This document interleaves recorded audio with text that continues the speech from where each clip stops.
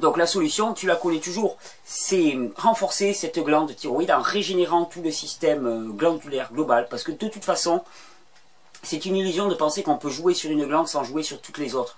Pituitaire, thyroïde, surrénale, glande génitale, c'est un seul et même tout qui s'auto-alimente et on ne peut pas commencer à en sortir un de l'autre, Par contre, c'est un système qui est premier. Premier sur le système nerveux, premier sur tous les systèmes de l'organisme. L'humain est un glandulaire. L'humain est un organisme glandulaire par essence.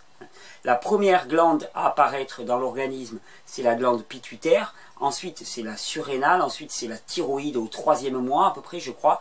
Et les glandes sexuelles n'apparaissent qu'au 4e mois. Mais elles ont tout un rôle essentiel à jouer et elles sont en communication permanente, que ce soit sur le plan métabolique, mais que ce soit aussi sur le plan énergétique. Donc, masturbation, perte, enfin stimulation pour les hypothyroïdiens la plupart du temps, oui. Est-ce que le régime crudivore a une incidence sur la quantité de sperme produite? Oui, d'habitude on voit une augmentation de la quantité de sperme produite. Tout à fait, c'est ce que j'ai déjà... C'est normalisation du fonctionnement de la glande, hein, il ne faut pas aller chercher plus loin. Voilà Olivier, j'espère que j'aurai répondu à ta question. Mais on y reviendra, hein, c'est très très intéressant, hein, ce domaine finalement du comment le... comment l'esprit qui demande à s'incarner se manifeste dans le physique. Hein, et comment finalement, c'est ce qui me permet moi de dire que tout le domaine psychologique c'est du vent. Je n'y crois absolument pas. Pour moi le domaine psychologique c'est une croyance erronée, construite par le mental humain, mais qui ne correspond à aucune catégorie. C'est une case vide le psychologique. Pour moi il y a le spirituel, l'esprit. L'esprit, et pour moi c'est Dieu, moi qui suis profondément croyant, c'est Dieu, c'est l'esprit qui cherche à s'incarner, à se manifester de façon individuelle. Et pour cela, eh bien l'esprit s'appuie sur le système glandulaire uniquement. Et c'est pour ça que ce système glandulaire est tellement important. C'est-à-dire que si l'esprit trouve une assise suffisante pour mener à bien ses fins, eh bien il y a une parfaite adéquation entre ce que l'on pense, ce que l'on ressent, ce que l'on est au plus profond de nous et la manifestation qui en ressort. Et puis si le système glandulaire n'est pas à la hauteur, parce qu'on l'a lésé, parce que héritage génétique, parce que différentes raisons, eh bien à ce moment-là, il y a une fracture entre les deux. Et nombre de personnes me disent souvent, mais moi je sens un allant à faire les choses, et puis tout de suite ça s'arrête, tout de suite j'y arrive pas, j'ai aucune continuité, j'ai de la motivation un jour, et puis juste après je m'écroule.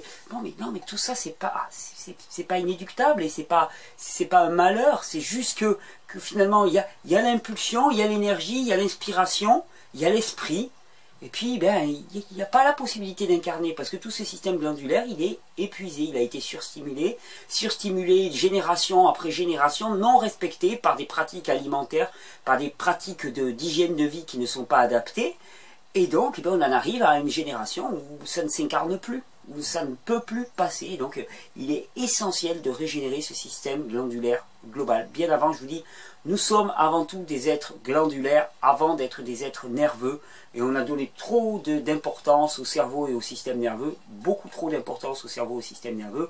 On a déjà fait des tas d'expériences. Un individu peut vivre sans cerveau et sans système nerveux, un individu ne peut pas vivre sans système glandulaire. Quand je dis vivre, ce sont des états végétatifs, mais il vit, il y a de la vie au niveau physiologique. Sans système glandulaire, il n'y a pas de vie. Et c'est pour ça que je m'insurge aussi souvent quand on me parle de supprimer une glande, d'enlever une glande chez un individu. On ne se rend pas compte du piège dans lequel on tombe chaque fois qu'on se fait supprimer, enlever une glande.